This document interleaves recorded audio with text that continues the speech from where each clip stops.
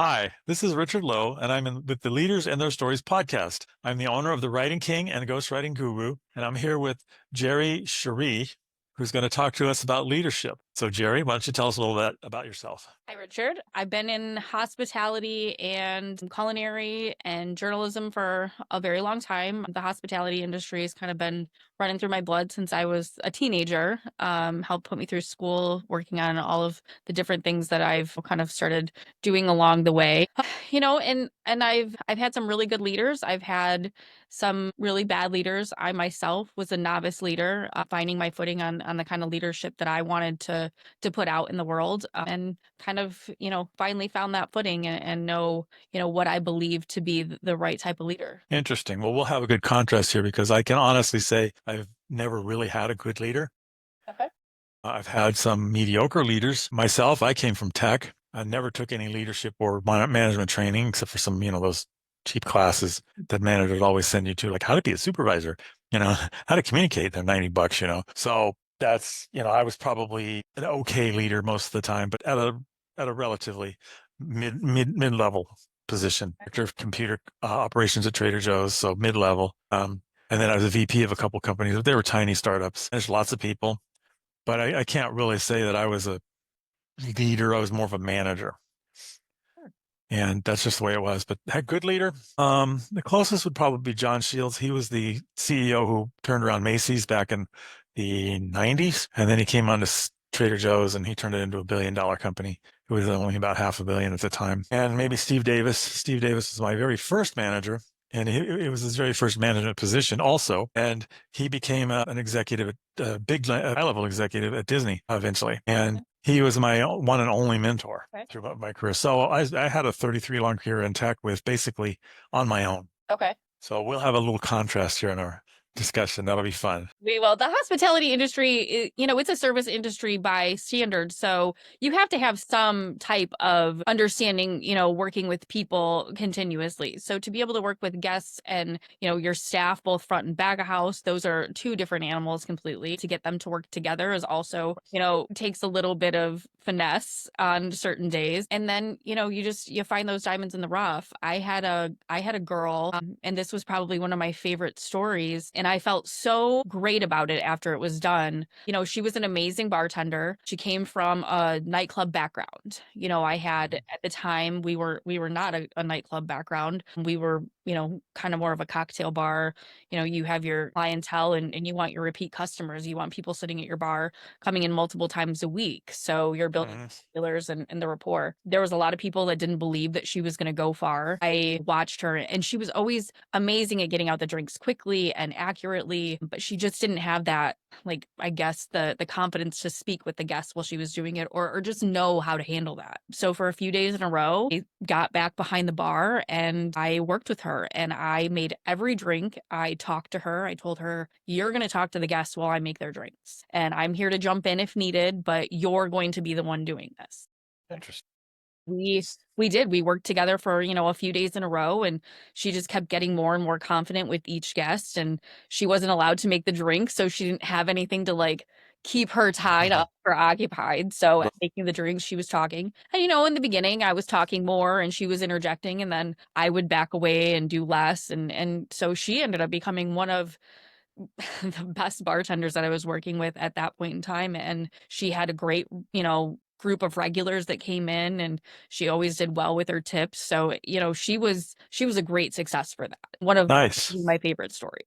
Nice. Do you know of a channel on YouTube called Jessica Vanell? No. Okay, she's worked in hotels, she's worked at Disneyland, there's all kinds of places, and she does these little TikToks that are minute and a half long, and she goes deep into the service industry issues and things, and it's hilarious because she's funny, and I think she's been doing it for many years. She's got thousands of them, so you never run out of material. I would highly recommend you check her out. Yeah, I'll Jessica get that Vanell. from you at the end. Yeah. Vanel. It's Jessica Vanell, and she's very funny, and she knows all about the problems that are in that industry. There are a lot, and it's not just a one thing. The older Service workers want to blame the younger ones. The younger ones want to blame the older ones. There's miscommunication. There's a lot of things that need to be fixed. I think we're trying to work on that, figure out the gaps. I know that the younger service and hospitality workers don't quite have that like finesse of talking with the guests and understanding, Hmm. that that is part of their position. Yet the older clientele need, or the older workers need to understand and remember that the younger ones kind of bring a different mentality. And like at work, they can quickly do a TikTok, come visit me. They can, bring in clientele from people that they're friends with outside of, and their technology helps a lot. So there's things to be learned on both sides. It's just got to be open to communication. Yeah, yeah. I remember I was on the last edition of this podcast. This came up. I went to one of those dating services many years ago. One of the online dating services, one of the big ones, and they hooked me up with somebody who was a loon. I mean, I was afraid that to turn my back on her. It was that, but not just because of my harm, but self harm. And so I went to the place and I called them up and I said, I'd like a refund. They said, "Oh, you went on a date. You can't go on you don't, we don't give refunds after that. Period. End of story." I worked my way up the chain and got to the CMO. I can't believe I got to the CMO, but I was pissed. And the CMO told me, "Okay, we'll give you half your money back if you promise never, ever, ever to come back here again." I was like, that's totally fine with me. That is the worst customer service I think I've run into. Among the worst is we're talking 100 and something bucks, You got a pissed off customer. Just give them the money back. And so now they got a whopping review from me, of course. People don't tend to write positive reviews. I do because I figure I need to balance it a little bit. And I do have good service sometimes. I don't give reviews for normal service. I give reviews for outstanding service. But that stood out to me in my mind since then. It was a good 30 years ago, but just lousy, lousy customer service. Not even any empathy. They didn't care. And it's like, yeah, you got billions of dollars. You can afford 170. I think it was 175 a year at the time, or maybe 225. You can afford to refund that. Yeah. I think that's a problem in every industry right now. There's so many times that I've called and the customer service has been awful. I refuse to speak with DTE or Consumers Edison. I actually make my husband call them. I'm like, I'm not dealing with them. Like they are ridiculous. We just went through a situation. We canceled our Xfinity and moved to AT&T Fiber. Much happier with it. Plus, we were paying an outrageous amount for Xfinity. You had to do the bundle, you had to do this, and they're like, okay, fine, and we were getting a credit back, which was actually a pretty significant credit. And they kept, kind of jerking us around, with lack of a better word, for almost 2 months. Yeah, I'm with Spectrum here, and I couldn't be happier. Good. I had them come in and something was wrong, so they sent a tech out. Tech said, "Well, I'm not sure whether this is our problem or yours, but we're going to give you the visit for free. Normally they charge for it, and they've actually never charged me for a visit, and they're pretty fast. And when there's outages, they page me, and I don't even have to spend long on the phone talking to their stupid AI. I hate the companies that have these stupid AIs in front that literally are stupid. You get in this loop where you keep getting thrown back to the main menu. And it's like, no, I want to talk to a person. Oh, you want to go back to the main menu? That's not what I said. And finally, sometimes I just push the zero key down until it responds and Yeah. overload it or something. But these companies are doing AI. They're doing it for themselves. They're not doing it for me, especially on the help desk or on the chats. I hate them. They're not very good yet. No, they're not. And you're taking away again the customer service. Right. So there's nobody there to be empathetic. There's nobody there to understand your problem, and there's nobody there that actually wants to help you with your problem. They're just Right. kind of like pushing it through and escalating it to wherever they think that it needs to go, because they haven't heard everything. Like they give you, here's your 1 through 5 choices of what's wrong with what you're calling about, and if it doesn't quite fit into the exact thing, then yes, you're booted back to like the main menu or a different menu again, and it gets very frustrating very quick. The other one is Florida Blue. I mean, everybody puts down insurance companies, but I call them up, they got their menu in front, but usually within a minute or two, I'm talking to a person, and that person almost always has the answer. And if they don't, they find the one who does. They actually find them and connect me to them. Yeah, they're a big company, so they don't change their minds very often. If they're not going to cover it, they're not going to cover it.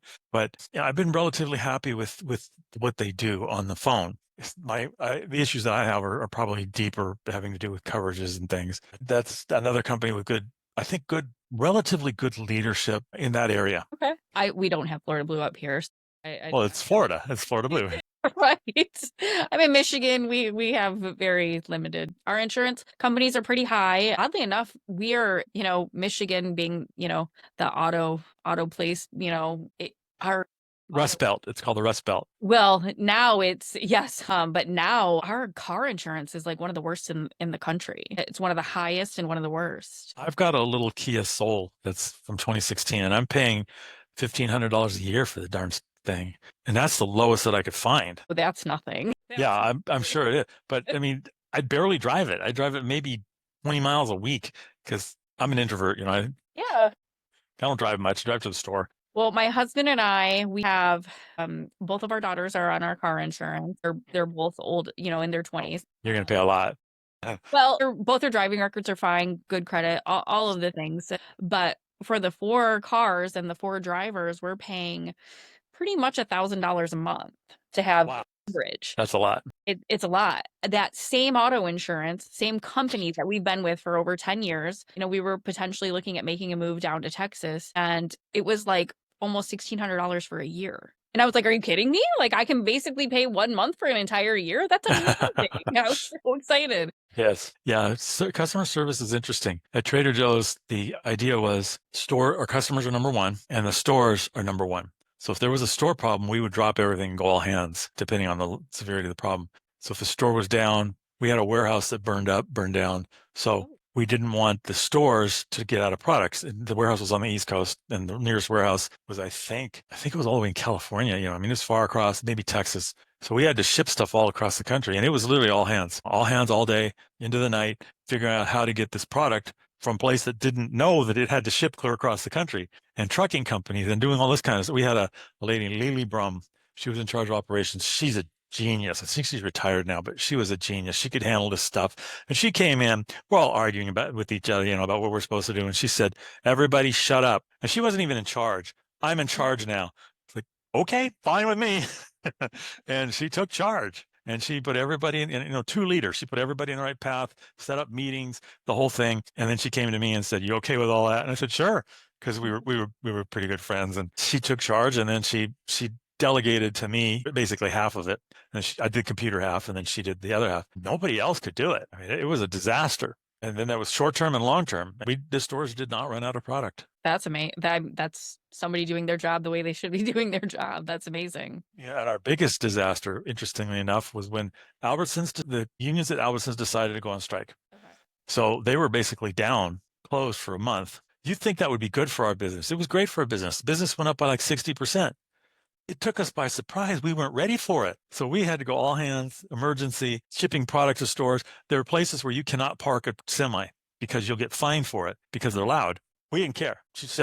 Lily again said, eat the fines. We don't care. Park them there because the stores were emptying literally half the day through. So we had to get trucks there 3 or 4 times a day. And she said, I don't care about fines. Just do it, and it was very interesting. Did you guys ever get to a point where you were caught up with that? Yeah. Well, eventually the strike ended, and things were kind of sort of back to normal. Although the thing about that is the customers one of the reasons why we make sure we want to have the shelves full is customers are finicky. Oh, yeah. When Albertsons was down, they came over to us and they didn't go back to Albertsons. That's what I just didn't know if you guys had actually figured out a way to balance that and keep those customers so that when you were delivering, you guys had adjusted that delivery program. We kept a large percentage. Now, the opposite wasn't true. Trader Joe's is almost a cult. People don't leave Trader Joe's as a rule. And even though the parking is always terrible, I think it's part of the business model. The parking. I can attest to that. I have a Trader Joe's that is 3 minutes from my house, and I love it. There is another grocery store in that plaza. They just added a Sephora. It is a nightmare of a parking lot anyway. Between Trader Joe's and Sephora being right next door, I have to say it's probably the worst in the county. I hate going to that parking lot more than anything, but it's so convenient. And it's Trader Joe's, and they've got their own mix of mostly do private label now, and it's got their own mix of stuff, and it's their own. Do you know that every product in there that Trader Joe's sold is tested by the buyers, and everybody in there eats that stuff to make sure it's right? I am not surprised. I did not know that, but I am really not surprised. Their products are great. The products are great, and sometimes they aren't. and those products don't last long because Trader Joe's is very willing to take a risk on products. We'll see if it works. If it doesn't work, get rid of it. Including my favorite thing. Everybody has that complaint, their favorite thing. Why did Trader Joe's get rid of this? Well, it didn't sell. You're probably one of the few people that bought it. Or they couldn't get it. Yeah. Because a lot of stuff was shipped from overseas. Okay. But the leadership at the tactical level was very, very good at Trader Joe's. Lily and the other employees definitely did the work and made things go. You can see it trickle down. I don't think I've ever been into any Trader Joe's, and I've been to a handful of them where anybody that's working is always happy to help. You can ask anybody a question and they're happy to drop what they're doing and help. I've never seen anything other than that. Well, this is another leadership thing. That's part of the training, and Yeah. it's enforced. If a customer complains about not getting help, there's hell to pay because customers are number one. Now, they're not always right. That's a stupid philosophy because sometimes they're wrong, but customers are number one. So if the customer has an issue, we go to I'm not there anymore. I've been gone for 11 years, but we would go to our great lengths to get it solved. That's good leadership. Yes. And I do agree. Customer is not always right, but they are still your customer and they are still your number one. Without a customer, you don't have a job. You don't have a business. You don't have anything. So to try and make them happy, flip them, and solve the problem as best you can to take care of them and make them not feel like an idiot or an inconvenience or a problem, you're doing great. Yeah. Although I don't remember Trader Joe's ever catering to Karens. Karens are a whole different thing. Yes. And they should never be catered to because you just reinforce their illness. I agree. I actually coined, now there's Kim's and it's K.I.M. Karen in the making. And there's Keith's or Keith. I think it's Keith's, the male version. Okay. I like that. I think it's Keith's or something close to it. It's like, cool.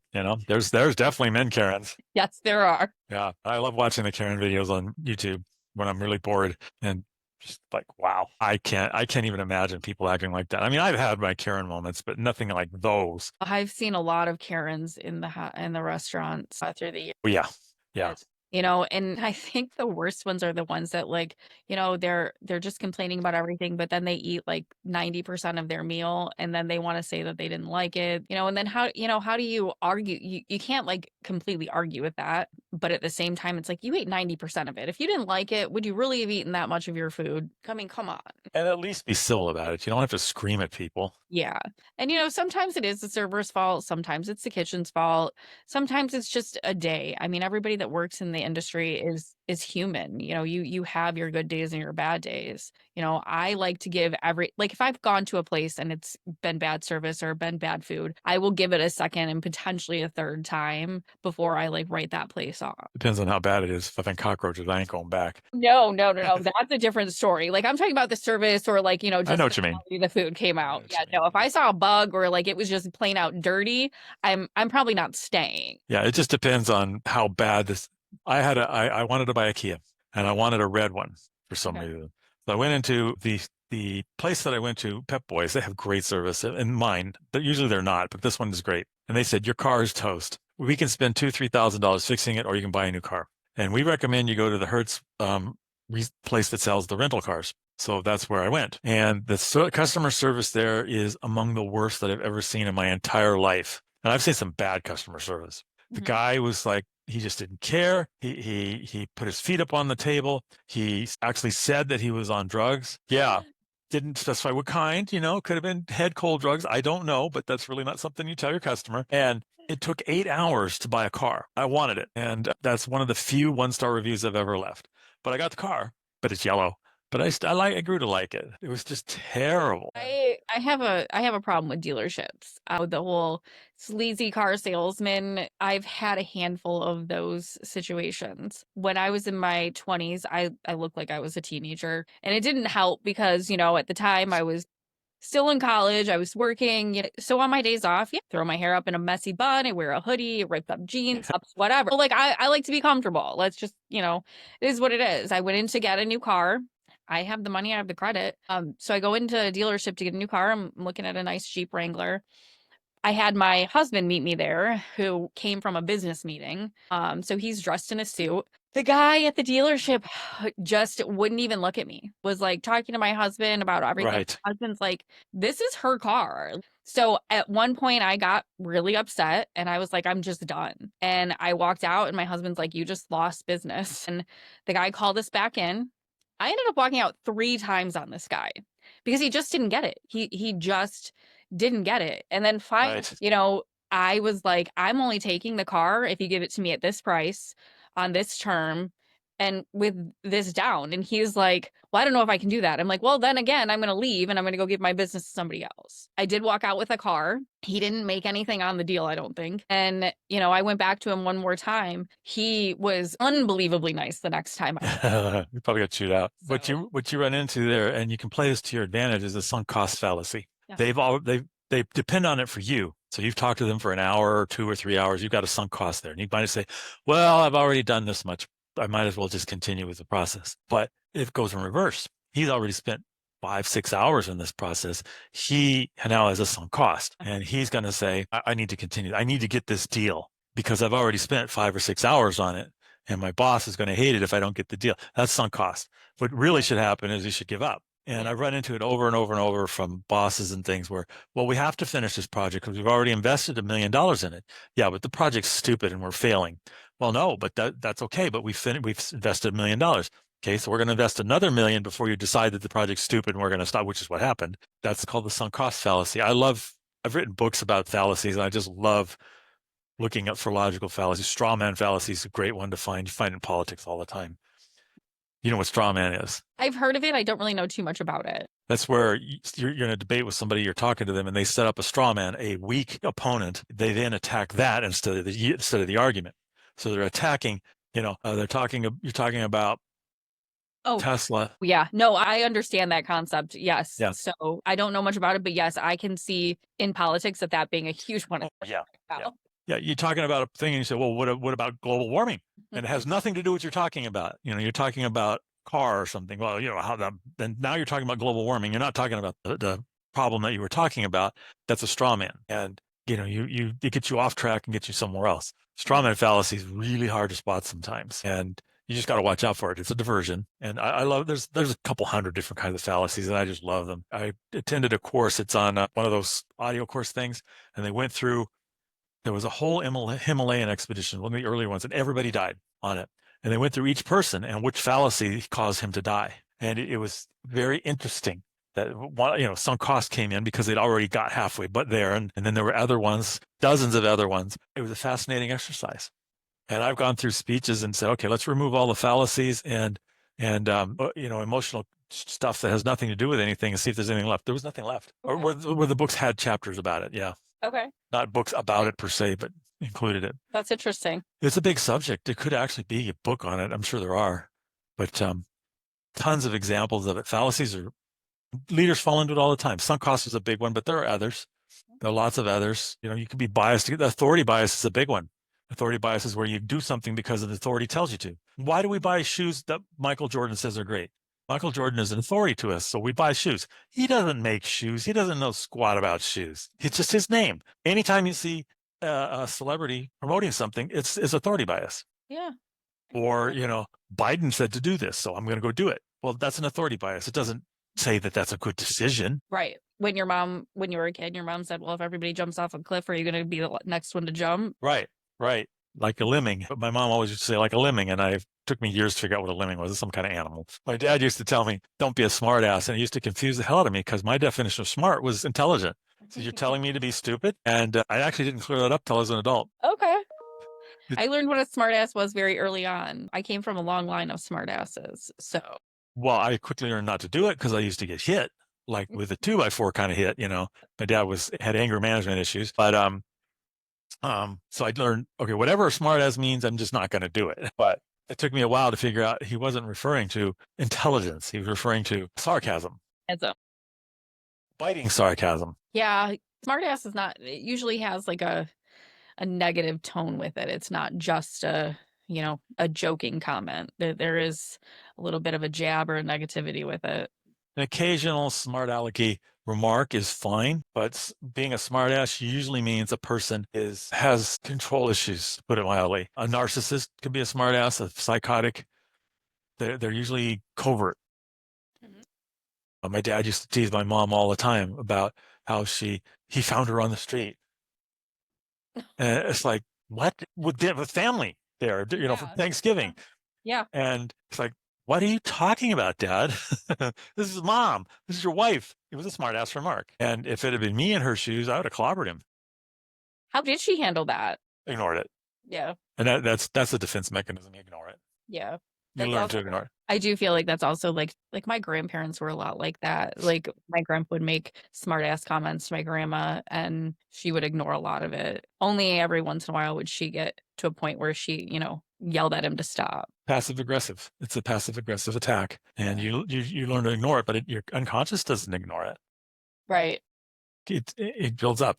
Anyway, kind of off leadership there, but it's okay. These things tend to do that. They kind of go all over the place. You said you have two kids. I'm sure you came up with leadership issues as a family. But yeah, it was an interesting dynamic navigating daughters. They're 5 years apart, and you can have two kids that have the same parents and they're worlds apart, personality and just everything. Our oldest daughter, kind of rebelled with school. She has a different learning style. Our youngest one was great in school and played sports. Oldest one was amazing in sports, just never really wanted to do like the school stuff. That was our fight with her. The youngest one, we didn't really have too many fights. I don't know if she just watched the struggles that we had with her older sister, but we had more struggles with her doing some of her sports where she'd be like, I don't want to go Right. today. And it's like, no, you're going. You committed to this. Like that you've committed to this. This is a responsibility. You're gonna now do this. And so those were our struggles with her. But it was just understanding their communication style too. What worked for one didn't necessarily work for the other, and the way you talked to them or handled it or tried to teach them even. I'm sure it's worse than that. What worked for one today probably doesn't work tomorrow. Yes, that is also okay. That is also a big thing. And it's funny, like my oldest one, she thanks me now. When she was in middle school, she was so bad with her writing. And it was one of the hardest struggles that I had with her as a parent, just the tears, the fighting, this is necessary. And I was like, you're doing it. And she had summer school 2 summers in a row just to get ahead. Nice. She had the summer off from her, I guess they call it, what is it? Not like an English class, but they call it something else in middle school here. We put her in summer school just so that she didn't have that summer break to like lose focus and have to like restart back over. And then she was not doing well. And I decided that I was going to give her my own projects to work on. So she had to read a book, watch a movie, write a paper on the book, write a paper on the movie, and then write a compare and contrast paper for me on the book versus the movie by the end of the summer. Did To Kill a Mockingbird. That was the one that we chose. That's a tough one. It's a tough one. It was.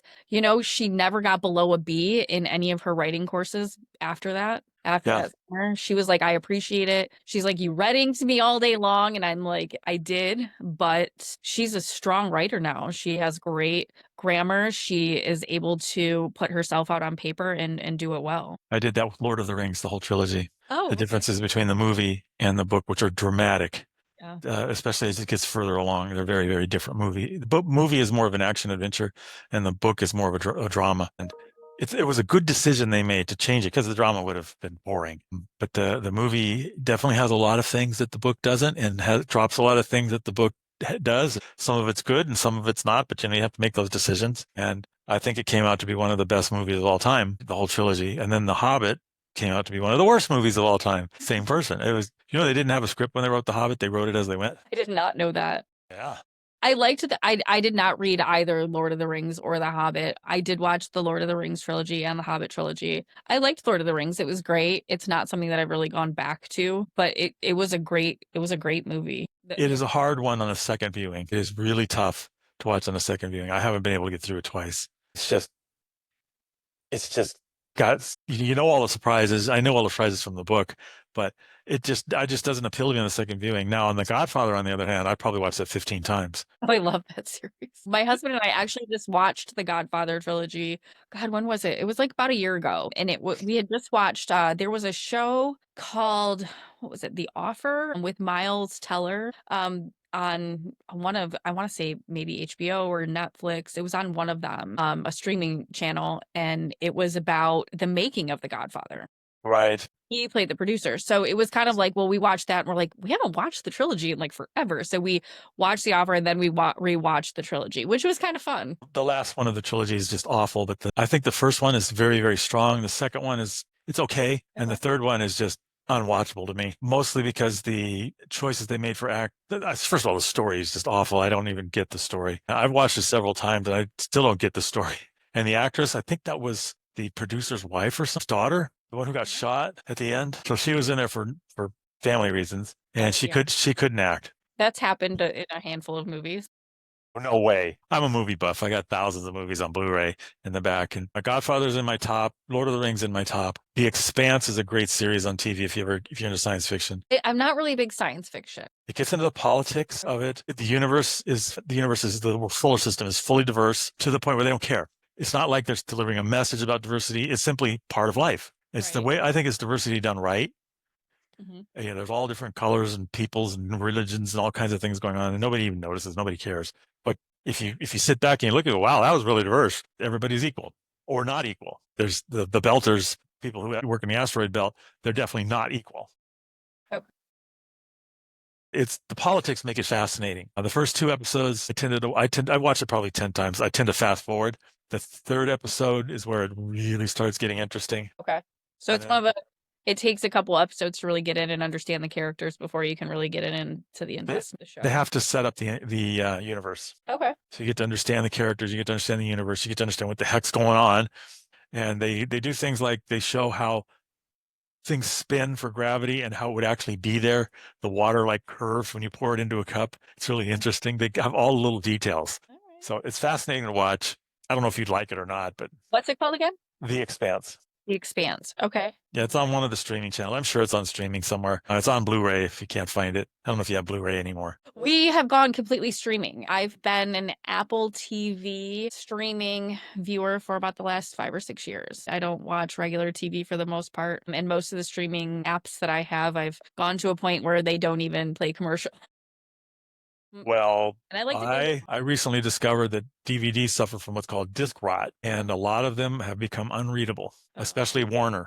And Warner's one of the big ones. I like all of the series, like ER and those kind of things, the older series by our Warner, and they're all rotting away. They simply don't play anymore. Well, that's a bummer. Is it just the quality of the material? Is it the quality of the player, or both? It has to do with the glue that they use that was somehow contaminated for a couple of years, and it's simply the discs are dying, and it's just the way it is. And so all these movies that I bought that are supposed to last forever the Blu-rays don't seem to have that problem anywhere near as much, but the DVDs definitely do.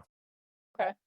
And, I still have some Blu-rays. We don't use it. We don't watch it nearly. I think 75% or 80% of the movies that we have on Blu-ray, we actually have purchased on Apple now, so we can watch them digital. Yeah, I've got them on Vudu, or I think it's called Fantango now. Changed their name. Yeah, you mentioned you were changing the subject slightly. You mentioned you were doing a rebranding now.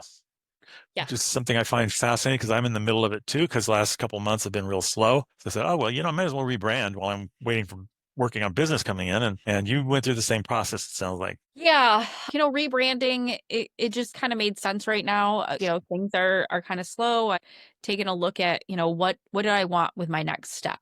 Where do I want to go? What do I want to do over the next 1, 2, and 5 years? And then from there, I left the industry of work, the hospitality industry, distilling industries. A few years ago, I was already working on the Wayfaring Epicure, which is my own company. A lot of different things, a lot of hospitality related things, planning trips, planning dinners, planning tastings, planning, comparings, parties, a lot of just different things that are all kind of hospitality related. But what did I really want to do? And taking everything that I've done for the last 30 years and saying, okay, I think this is what I want to do. And I want to put everything together. I'm working on a couple of books. I'm working on my social media. I'm working on a website, and I have a new name, so I'm kind of going to roll everything out like a little bit at the same time. Yeah, I'm doing the same thing. Just putting my brand together so it's the same across all platforms because it was kind of chaotic, and now it's not. Putting in SEO in places where it makes sense and fixing some of the content. It was a long process. I started in about November, and because I hired a marketing company at the same time, so they're taking care of the basics, so I don't have to worry about them. They're doing lead gen and stuff like that. So it's actually working pretty well. This podcast is part of that. I'm looking for leaders, people who might want a book. And one way to do that is to build up a reputation as a leader. And this podcast helps with that. By the way, I'm also running a weekly, what do you call, roundtable that you'll be invited to because you're on this podcast, that you don't have to come every week, but you get on there and we just throw ideas back and forth. I'll probably start off with a theme for each one, and then we just tear it apart or do whatever comes natural for an hour. Yeah, and have some fun. And I'll send you an invite. It'll be a Zoom meeting, not Riverside. So that we know that we're all going to be there. So we know that it works. Yeah. Yeah. I have some problems with Riverside, and I'll probably have to write it up. If I could figure out what the problem is enough to write it up to them. In other words, is it my problem or theirs? I don't know. It is hard. But for you and I both to be in, I would say that it's probably their problem.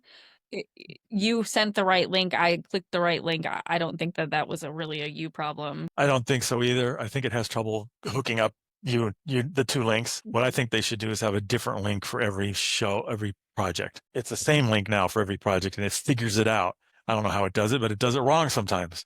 Yeah. And I need to tell them that, but I'll get around to it. Maybe. What I was, personal leadership is another thing where you're leading yourself, something people often miss, but without you, there is nothing, right? I mean, you have to have your own self-control, your own ethics and things. And your own accountability. One of the things when my wife passed away, I decided was, okay, first of all, I don't like grief. Not a good place to be. Grief is not a friend. And second of all, I was super, super, super shy. Couldn't have done this. You can't tell now. But what I did is I picked up the camera and I photographed national parks. I photographed all of them in the Southwest U.S., photographed all the state parks, went to Renaissance fairs, and ran into dancers, belly dancers at Renaissance fairs. The ones that are all dressed in the head to toe, medieval Moroccan garb. Several of them introduced me to other dancers, and before you knew it, I was the photographer to come to, because I was, in their words, not creepy. That's a big deal. It is a big deal. Apparently, there are creepy photographers, and I've met a few, and they even creep me out. And it's like, dude, that was totally unprofessional, And some of the women photographers, same thing, just like, come on, be an adult and act like a person. Right.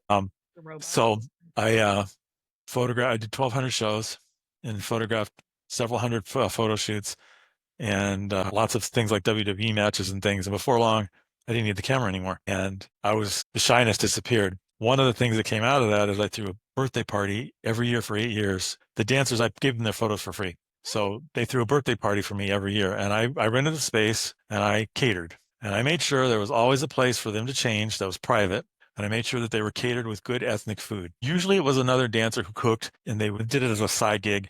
They would bring in food. So we had Turkish food from the Turkish dancer, and we had Armenian food from the Armenian dancer. It was quite interesting. And always made sure there was plenty of food for the staff, the people who worked the desk. A lot of people forget that. That's really important. Always had, in case we had problems, and we did. There were people who wandered in who shouldn't be there, and they got escorted out by a big guy and insurance, of course. And it was quite interesting having 200 dancers come to a hall, dance for me, bringing their really bored husbands along, because the husbands had seen the same move 50,000 times. And they're like, okay, we're just here because she's here. And, it was fun.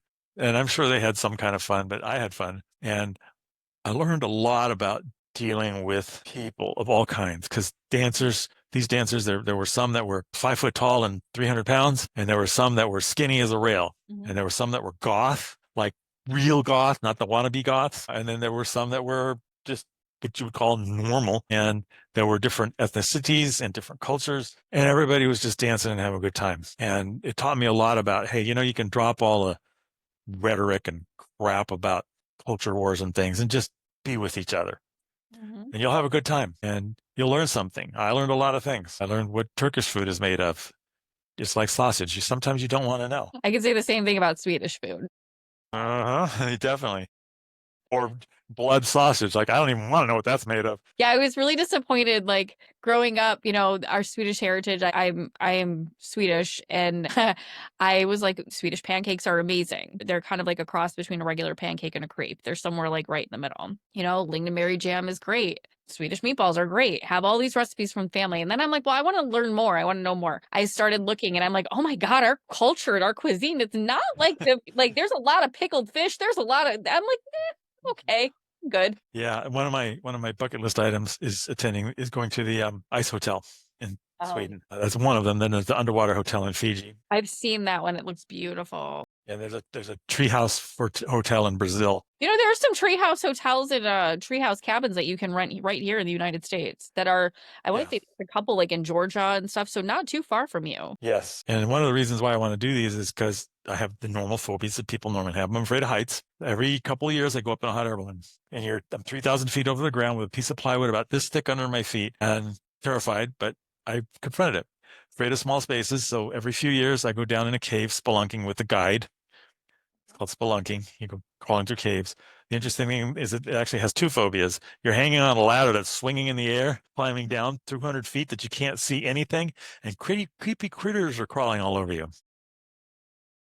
I think I'd pass on that one. It confronts a lot of things at once. It's not something I do very often, but it is fun. So I believe in confronting things, but not to an extreme. I don't need to get on a paraglider and go paragliding. I mean, let somebody else do that. Yeah, those are things my husband is like wanting to do and try out. And I'm like, I love you. I'm here for you. I'm your support team, but I will be on the ground when you're. I'm a bit of a wuss in that area, and that I don't like pain that much. There's no pain associated with going up in a hot air balloon. There's perceived pain, Yes. but there is no pain. So I think that part of leadership is being able to get out of your box.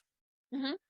That's where that was going. That was a long-winded way to get there, but just to get out of your box. And I've been finding lately that I have more box than I thought. Really? Yeah, just we all do, I think. Just things I definitely do. I know I definitely do. The older I get, the more I realize it. yeah, well, wait till you get even older. The box becomes very solid. And I have trouble traveling now because I don't want to. Coronavirus, I blame coronavirus. It's funny. I feel like there's a period of time in your life where, at least for me anyway, I was in my box. I didn't want to try things. I was scared. And then there was a period of time where I felt no fear. I was ready to do and try anything at any given time. It didn't matter what it was. And then the older I get, I'm seeing that, some of those things are like, I'm back inside. And I'm like, I don't know if I want to quite do that. Or, a little bit of that fear of like, I just don't think that I need to take that risk right now, has kind of like crept back in. That happens the older you get, the more ossified you get, I think. And I think that that's a spiral towards the end. And I've been unossifying myself. I love the word ossify and trying to do more things, and especially in the business area, taking on this leadership podcast is something that I would never have considered years ago. I mean, I'm doing 2 a day. Oh, that's great. This is a lot. Yeah, thank God for AI. It's helping me a lot. That's one of the things AI is really good for, is a digital assistant. Just give it stuff to do and it'll do it for you. Don't have it write for you. Don't have it make, creative stuff. Just have it do the stuff you'd hire a VA for. Yeah. And hire a VA for some things because you want a human touch. It's interesting. And I did have a leadership thing when I was younger. I was 17 years old. I managed a liquor store. I was night manager. Now in California, you can do that because it's closed. The liquor bottles are not open. So I was night manager in a liquor store in Lake Arrowhead, a tourist town. And my boss, you'll love this, was a World War II Nazi submarine commander. He actually sunk American ships, got up on the surface, put the machine guns in, and shot any American he could find, or Brit, or whoever. And he was quite broken up about it usually. How did he actually end up here? Operation Paperclip brought in a whole pile, 80,000 Germans who had some value to the U.S. I think it was the CIA or whatever the predecessor to CIA's operation to bring Germans over here so Russia wouldn't get them. And we got a lot of scientists and things. And we got a person who owned a liquor store, good old Mr. Gantkin. And I was there for 2 years. And I was the only employee who lasted more than a month. And I asked him shortly before I left, why did I last 2 years? And he said, because you're competent. And I like competence. You're a bit of a smartass. You're a little arrogant. You don't always follow direction, but you're competent. And competent trumps everything. Especially today. Yeah. And I hate to use the word trumps there, but it's a different meaning. It is a different meaning. Yeah, like I said, I have a beautiful story of a girl that I helped and I know like she's still successful. I was broken down by one of my bosses. She was not a leader, she was a boss, and she was horrible. Mhm. To this day, if there was anybody that I'm like would never want to do anything the way a boss did it, she would be my example. She would yell about things, tell you couldn't do something, and then you'd see her the next day doing the same thing. Of course, of course. Just awful. And pit employee against employee. just so that people would walk in the room and be uneasy. Like, that's not good management. That's not being a good boss. That's not being a good leader. That's a bit of narcissism, I guess. I'm not a psychologist, thank Yeah. God. Yeah. Every once in a while I get a book and I got a couple books where they were very intense books about very bad subjects where people were caught in bad situations. And in both those cases, I had to tell them, I'm not your therapist. I'm a ghostwriter. I write the book for you. We're not, Yeah. we need to stop or we get into a therapy session. And both of them couldn't continue with the book after a while because they really needed a therapist. And they thought writing a book would help, and it didn't because it's not therapy. They really needed to be more journaling than writing a book, and Yes. seeking somebody to help with that journaling. Yeah. I mean, they came out of situations that I can't even imagine how bad it was. I mean, one of them was sold into slavery by her parents when she was 14. So what kind of slavery? Yeah, I can. Yeah. And she got out of it when she found a Christian man who later became her husband, who got her out of the business and took her off drugs. God had to have been hard. And now she has 5 kids and is a Christian and is doing great. Or last I talked to her. And That's good to hear. Not and all stories turn out that well. she couldn't she couldn't continue the book. So what do you do? You know, it happens. Yeah. Yeah, life is interesting. And I think the key is, leader or not, well, I mean, you're at least a leader of yourself, You have to be. is to learn from your mistakes, learn from your successes. Everybody says learn from failure. Also learn from your successes. Got to learn from both. Mm-hmm. um, and move forward rather than backwards. I always moving forward, always finding the lesson out of whether it is a success or a failure. I think it's important. I think, staying, I don't want to use the word humble, but to some extent humble, no matter how big or your success or your failure is. I mean, I've seen people fail and still boast and be horrible. And it's like, yeah, it's really not a good look on anybody. One thing I know, this is a good thing to start to wrap up on, is if you're alive, that means you've succeeded more than you failed. I've never looked at it that way. I like that. Because if you fail too much, you die. So, I mean, some people are really in bad straits, and that means they're failing, and they're probably failing more than they're succeeding. And that's really the difference between somebody who's a success and somebody who isn't. Is somebody who's a success has succeeded more, and somebody who's a failure, living on the street or whatever, they failed more than they succeeded for whatever reason, whether that's somebody else or whether that's their own doing or whether that's drugs or whatever, they failed. Or they've given up. Right. Which is a kind of failure. It is a failure. Giving up Yeah. is a failure. You're giving up on yourself. You're giving up on opportunity. You're giving a lot. Yep. And the thing to remember is there's people around. You build that social network. One thing I'm learning, because I tend to be introverted, I mean, I stay here all day and write books and talk to people on Zoom, is that the social network is by far the most important thing in life besides eating and stuff. I mean, it's got to be right up there on the Maslowick scale of necessity. I haven't looked, but having a solid social network of people you can talk to, people you can lean on, people who will help, people you can help, trumps everything except for the basic necessities of eating and drinking and breathing. Well, and that's where the hospitality industry comes in. The socialization, sitting at the bar, sitting at tables, meeting people that are frequenting the same places that you're frequenting, the good food, the drink, the libations, the music. It's all, a mixing pot of a good environment. I remember the scare that I was at the Renaissance Fair, and I was photographing the belly dancers, and I sat in the back row with my telephoto lens. And this lady named Marjani comes up to me, and Marjani had piercings. She has tattoos on her arm that she did herself, and she at the time was much more conservative, and she was the scariest thing that I'd ever seen at that time. And she was coming towards me, and she sits beside me, and I'm like, oh my God, and she puts her arm around me. And she says, Richard, we really, really, really like your photos. We think that you're a great person. You need to sit in the front row, first of all, because we think you're an honored guest. And second of all, the creepy photographers sit in the back. We don't think you're creepy, so you need to sit up front.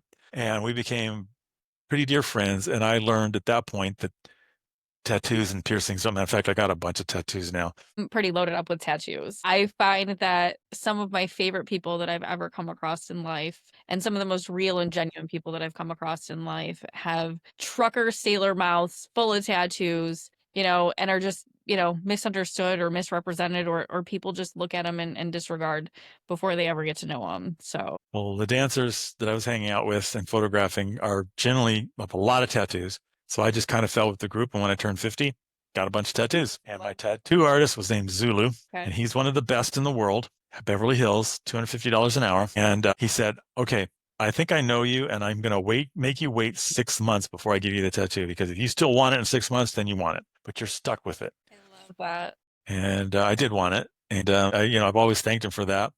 Great guy, awesome guy. And I photographed him a lot because he had this persona that just photographed well, Mhm. and he was super nice. And yeah, he did my, and I brought an Indian dancer along, a bartender dancer. I'm probably mispronouncing that. He's the one with the ones with the bells on the legs and stuff. Okay, yeah.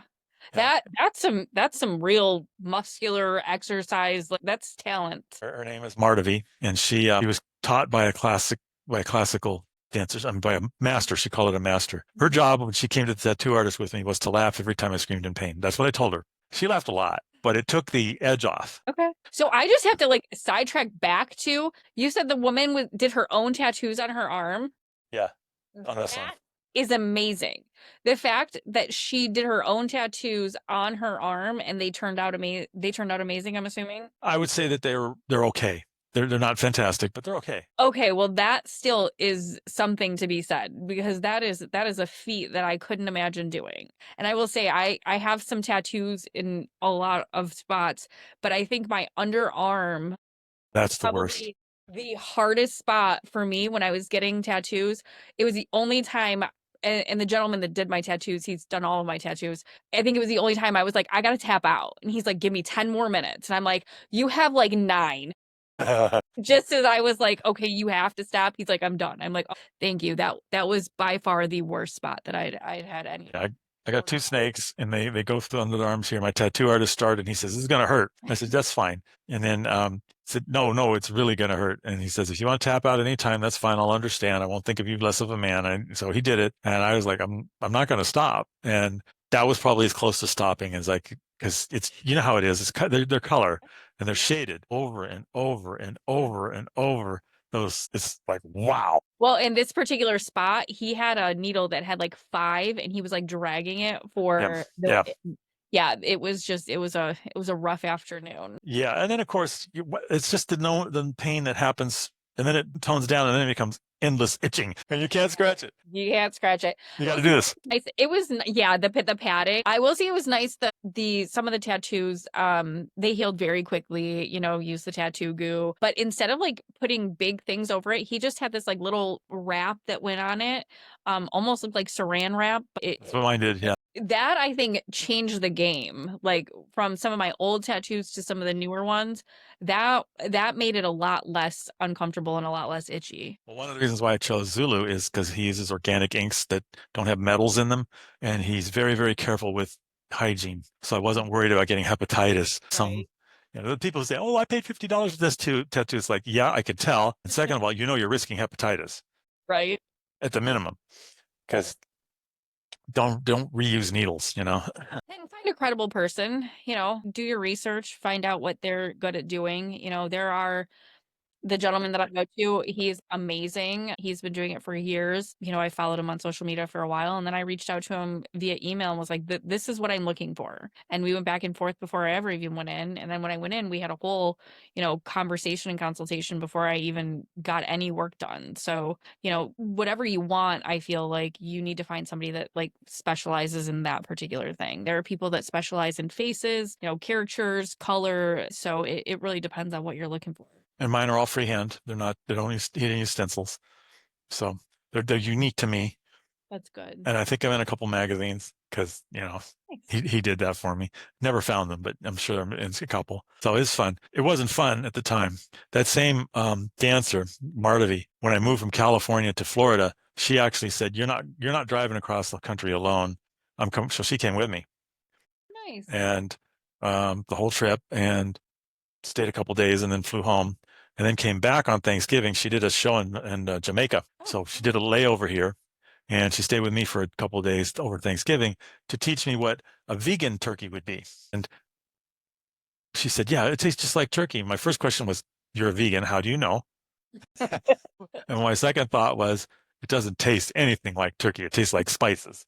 And it was, it was tolerable. It was not something I would do again, Yeah. but it was I did a luncheon for a business, and there was a girl that was vegan. So she had her own whole meal prepared differently than everybody else. So I did a plant-based corned beef. I tasted it, and it flavor-wise was very similar to the corned beef that I made. It just was just not the same. Like it's just not. I could get used to it over time, but it's not something that I would choose to go out and like a Beyond thing. I'm not going to choose to eat one of those.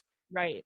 It's not meat, and it doesn't taste like meat. It doesn't smell like meat. It doesn't have the texture of meat. That's a big deal, the texture. Yeah. The first time I had, have you ever had foie gras? Okay. So the first time I did, I was in Vegas. I was 25. But that was last year. So, I was with a group of people. I was by far the youngest. I was with my husband, who we were just dating at the time. And needless to say, everybody thought it was funny to tell me, like, to try this. Well, what came out looking like filet was really pate. So they sliced it like it was filet. I mean, it looked beautiful. I put it in my mouth and was like, what is this? It took me by surprise. So I kind of was like turned off by it. Obviously, years later, understanding and going through culinary school and trying it again. I'm like, but you can't, like, I feel like people need to be told in advance so that Of they can course. get their mind around it. I never like to just spring something on somebody and expect one thing and it be something completely different, because then your brain doesn't want to accept what that flavor is or what that is. Well, that sounds like my first experience with caviar. I'll never eat it again. It's like, oh, who would eat this stuff? And, I never eat it again. I've had tried it once. That's all I'm going to do. Did they tell you what you were going to be? I knew what I was eating. Okay. What is it, fish eggs? But it was not something my palate liked. There have been foods that I've eaten. I mean, we probably should dry this up pretty soon, but there have been foods that I've eaten that I've thrown up because they tasted so different. It was Just out of um, the first time my wife cooked for me, she made some Guatemalan dishes, and it just didn't. My palate just said I no. just rejected it. It just said It no. salted the hell out of her. She was pissed. By the way, her name was Claudia, not Claudia. If I said Claudia, she'd say, "Were you dating some other woman?" So I had to say Claudia. Passed away from sepsis 20 years ago. Oh, I'm so sorry. Smoking, asthma, and COPD are not good roommates. I can't imagine. I can't imagine. I can't imagine. I'm sorry to hear that. Went through therapy. Right now it's just a memory. Wasn't for a while. That's one of the reasons why I took up photography, was to get rid of the grief. I considered her my soulmate. So, that's a tough one. But a lot of counseling, many, many hours of counseling, got over it as best you can. And you never really get over it. No, when you lose somebody really close to you, it changes you forever. My favorite story is when we got married, I got rid of all pictures of old girlfriends and stuff, but I accidentally kept one. She was a blonde, very, very cute blonde that I'd had. And she ran across it, of course, because she's went through everything that, unbeknownst to me. The wife does. As I found out, a wife does. And she said, "Who's this?" And I said, "Well, that's Jackie." And she said, well, talked a little bit and says, "Do you still have feelings for her?" I'm a man. I'm stupid. What did I say? Well, maybe a little bit. After that, she would not let me talk to a blonde. We would go to the beach and there would be a brunette in a skimpy bikini. She'd say, "Look, that's pretty. That's a pretty girl." Blonde was there. She'd practically tackle me. One time I was sitting at a table with a vendor, very cute lady, and I called up the wife just as a tease. Said, "I'm out with a gorgeous woman right now to lunch," and she's laughing. She says, "Is it a blonde?" I said, "No, brunette." She said, "Put her on." They had a great conversation. "You're sure you're not blonde?" I did. She didn't have a problem with that. And then finally, before she was passed away, she said, "You ever thinking of getting remarried?" And I said, "Probably not." And she said, "Well, I want you to be happy, so go ahead and marry a blonde." It's like, I should have known that it was coming. She passed 3 days later. 3 days later. But that she had this thing about blondes because she found a picture of a blonde that I was stupid enough to say, now I'm like, that was a dumb guy thing. Well, you live and you learn, and it happened to be a story for you with your wife for years and years. Yeah, there was a lot more of those incidents, but those were the ones that stand out. It was just funny, and she had jet black hair, Guatemalan, and she decided she was going to be blonde. She didn't know you had to strip your hair first. So she came out with orange, bright orange hair. She was so devastated. I'm trying not to laugh because it was very funny. It's hard when, as a female, changing your hair color. Actually, only one time in my life have I been blonde, and I had very long hair. I chopped my hair and went blonde all at the same time. So it was a big culture shock. It was fun for a month, and then I was like, oh my God, what should I do? Like, this is Worse, going to take me years to get back to normal. And it did. It took a few years. or you spend a hell of a lot of money maintaining it because I'm sure that it's not cheap staying blonde. No, it was not cheap staying blonde. And, unfortunately, the way I cut my hair, it grew out. There were awkward spots that you couldn't do anything about. I was just like, Right. never again. Right. I tried my blonde era, and that just, yep. Some of I us were just meant to be brunettes. I was hired once to be the photographer, one of the photographers for the Labyrinth of Jarrett's Masquerade Ball in Hollywood. 3,000, 4,000 people. It's beautiful. Lots of people dressed in costume, and it's Hollywood, so you get the actors and actresses and stuff. I had 4 tickets because I was a photographer. That's what they paid me, tickets. These are expensive tickets. They're a couple $100 to $200 each. 3 makeup artists said, we want to get in. What will it cost us? We want those tickets. And I said, make me up as a goth, Dracula type goth. So they spent about 3 hours, 3 of them, and they made me into, imagine me goth. That's going to take, yeah, that's going to take some makeup. It took a lot of makeup. I had the whole outfit, I rented it, and the whole thing, had teeth made that fit. Yeah. And the whole thing. And I was beautiful. Well, unfortunately, neglected to take any pictures. I'm sure there are some, but so then part of the deal was they would walk around with me as my acolytes, I guess, servants, whatever, for an hour and a half or so. So I had these 3 gorgeous ladies, one green, on my arm, and everybody's looking at me like, "Whoa, how are you getting these ladies?" And I'm like, I'm thinking, it's just there's nothing here, they're just people who wanted tickets, but I'm not saying that. So why? It's part of the show. It's Part of the gig, it was part of the fun, and the girls had a lot of fun with it. And then they went off on their own and did stuff. Who knows? But that was a fun night. But imagine me goth. Yeah, no, not with the palm tree shirt. Doesn't really like. Yeah, I was in a Dracula outfit, of course, but many years ago. That was fun. But we, I think, are well over an hour. Yes, I think we are. So probably time to wrap it up. If you had to say a couple of sentences to the audience about leadership, how would you wrap this up? Leadership, it's an important role. And think about how you would want somebody to be your leader, and mirror that. How do you want somebody to treat you? How would you want to be trained? You want to create an environment that is welcoming, and whether it's your guests or it's your staff that needs to come to you for something, they feel comfortable to do so and know that they can have open conversation, and you're willing to understand and reciprocate and help. Whether that means jumping behind a bar to teach them, how to speak, whether that's, washing dishes because somebody called in and you're going to relieve somebody else. There's a lot of different ways to handle it, but how would you like to be treated is really kind of the basic core value, I think, in leadership that really just needs to start there. Do you know that, as a side note, do you know that virtually every leader that you think of that was a military leader, they led from the front?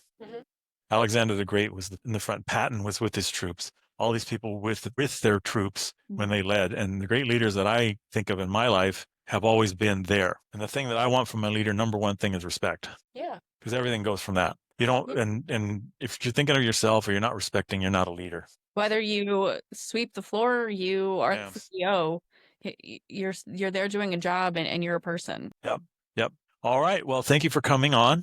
This has been a wonderful talk. We kind of went everywhere. We didn't really stay on topic all the time, but it was a lot of fun. It was really nice to talk. Fun. I'll post the whole thing. So this has been the Leaders and Their Stories podcast. I am Richard Lowe, the writing king and ghostwriting guru. If people wanted to find you, where would they look? You can find me on Facebook. You can also find me on LinkedIn. I will be posting very soon the Wayfaring Epicure. Like I said, we're rebranding, and I will be posting on my LinkedIn, my Facebook, and the Wayfaring Epicure where to find me once I roll everything out. And you're in Alliances, correct?